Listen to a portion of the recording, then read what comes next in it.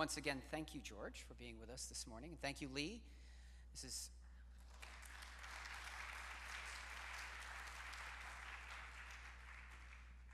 We'll have special solos each Sunday in the next 2 months, and that means a fair bit of extra work for Lee, so we appreciate her stepping up to that. Thank you very much, Lee.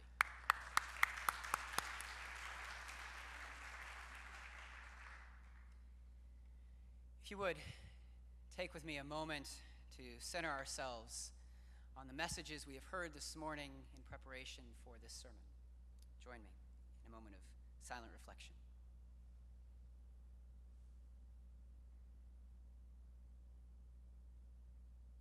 Amen. The sign out in front of the sanctuary sets the tone for what the next several weeks will be about in worship here at Manhattan Beach Community Church. Be you, be bold, be the church.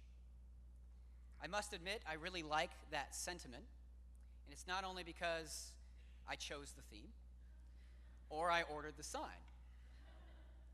We live in a world where the loudest and boldest voice often sets the tone for everyone else. And in the world of the church, for perhaps the last 20 to 30 years, that loudest voice has painted a picture of a church, and I will say a picture that does not jibe with what I believe the church is called to be. It is a picture that tends, in my view, to be a bit too inward focused, and one that serves to create barriers to the experience of God's love. It's a picture of the church as a place where only some are welcome and not everyone belongs. It's a picture that seems hypocritical, if not antithetical to the messages found in the Gospels. And for many, this picture has served to turn them away from the church, and we have witnessed a steady decline in church attendance and a continuing decrease in the percentage of people who are willing to claim a religious affiliation. I'm sure you've seen and read stories about the rise of the nuns, and we're not talking about the Catholic variety. I have said before, I do not doubt the faithfulness of other Christians, but as I suggested, this is a picture of the church, but not one that I would paint, nor the picture that I believe we paint as an expression of the body of Christ in this world, but I do fear it is the dominant picture that persists still today. The picture we paint, if I may be so bold, and since boldness is encouraged on the banner, I will embrace it, is a picture of a church where all are welcome, no matter who they are and where they are on life's journey. It's a picture of the church where the needs of others are given at least as much priority as our own needs, and far often, much greater priority.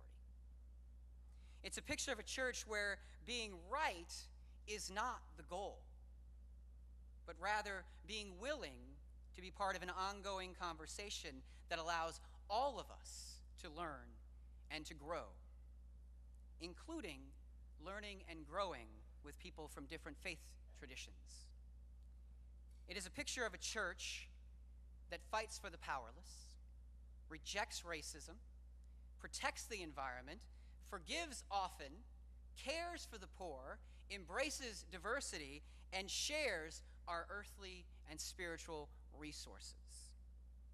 Values we heard echoing through the piece that Rachel read, and values that we will explore in greater depth in the coming weeks.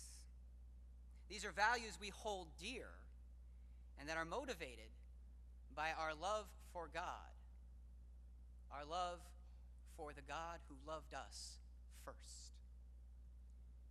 As I was thinking about this sermon earlier this past week, I conducted a very small focus group.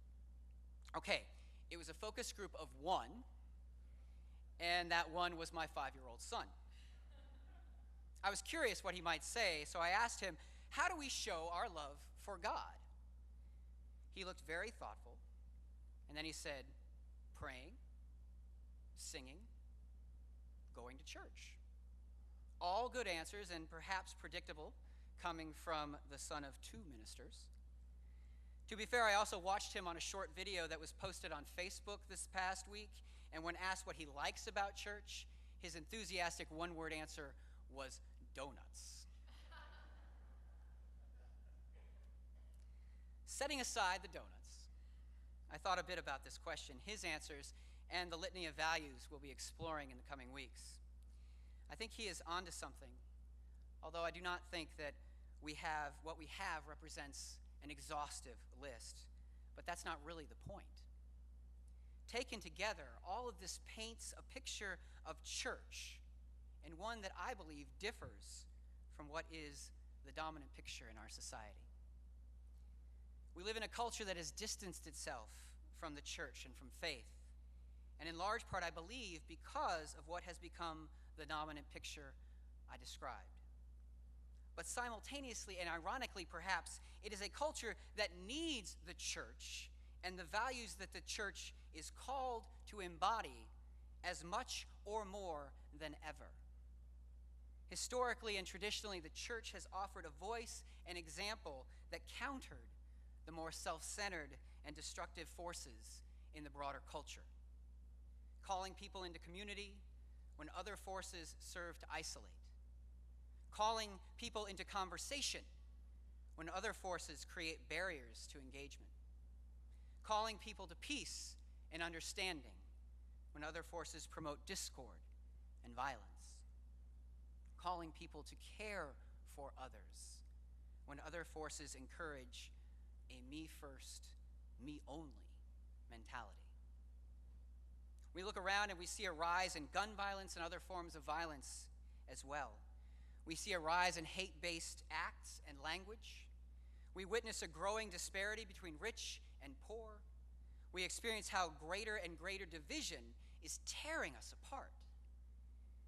And as we consider that historic role of the church, I remain convinced that the church must play some part, if not a significant part, in confronting these issues. It may not be easy. In the midst of this secularization of our culture, we may feel at times that we need to keep our faith quiet. We are not generally people who embrace a loud evangelism. We like the idea that we simply show our faith through our actions within a well-defined bubble. And that is one way to do it. But individual action is simply not enough. Small gestures just will not be enough. We need a bigger, bolder statement. We need to embody our faith as a collective people. We need to be the church. The first commandment in the Hebrew Scriptures speaks of having no gods before God. We might understand that in a variety of ways, but Jesus affirms this idea in our Scripture passage this morning, calling it the first and greatest commandment. It is essentially the ideal from which all other commandments, all other ideals of our faith spring forth. Thinking then about the ways we demonstrate or embody our love for God, clearly the connection to loving others is an important piece of that, as the two ideas are indelibly linked. But there has to be something else. Otherwise, why distinguish between the two parts? If that were all it was to be, then you could just say the greatest commandment is to love others, and God will be good with that. But that's not the message. There is an explicit call to love God. And I tend to believe that such love is not something we want to do quietly in the shadows. Like any other loving relationship, there is to be a demonstration of our love. It's not just what we do, but how we do it. I certainly understand that faith is very personal for each of us, and we all enjoy our individual relationship with God. But I also believe that we are called into communities of faith, called to live and grow together in our faith. And in the midst of that call is an invitation to live our faith out loud, perhaps even to be bold, to show the world what it means to us to love God. Given the challenges facing our world, I believe that perhaps like no other time in history, the church is needed to help us face and overcome these challenges. Now, I'm not suggesting we need to go out and convert the world. I have a somewhat different take on the evangelical aspects of our faith. Instead, I believe that now is the time for the church to truly be the church, acting boldly to embody the values that motivate our faith. In short, I believe that loving God means allowing that love to motivate all that we do. And I believe we exemplify our love of God by demonstrating an unbounded love for all that God holds dear. It's a big ask, I know, and it can seem like too much. Far too often we allow ourselves to get bogged down, overwhelmed by what we deem to be the realities that limit what we might achieve.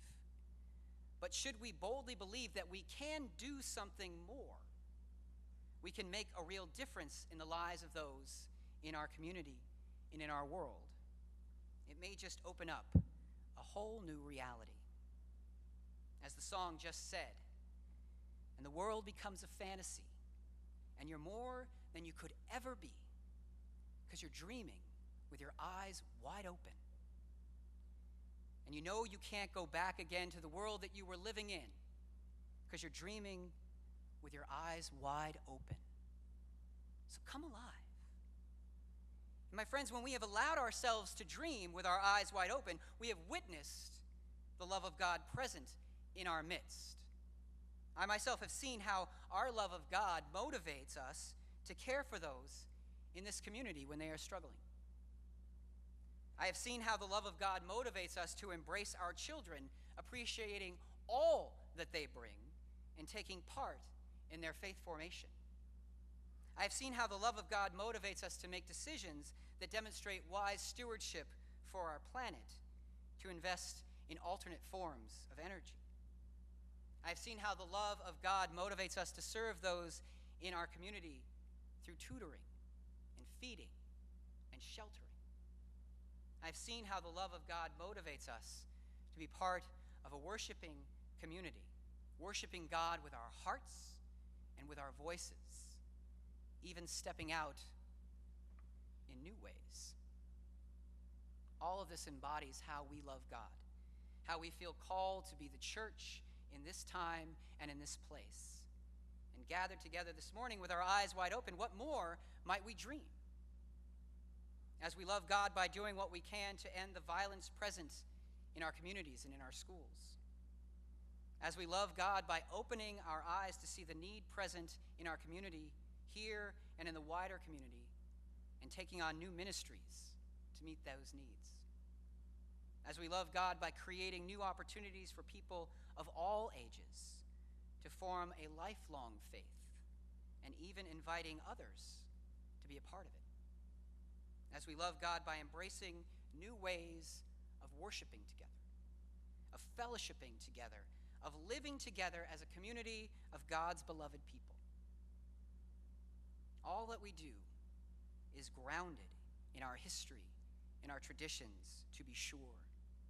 But too often we allow ourselves to be distracted by some idealized image of the past, believing that if we just go back to the way things were. Friends, let us not be distracted. Instead, let us dream with our eyes wide open of the world God is calling us to be a part of. And then let us come alive and be the church, motivated by our love of God. And let us be bold, for that is the picture of the church that the world dearly needs. And we can bring that dream to life in our midst. Amen.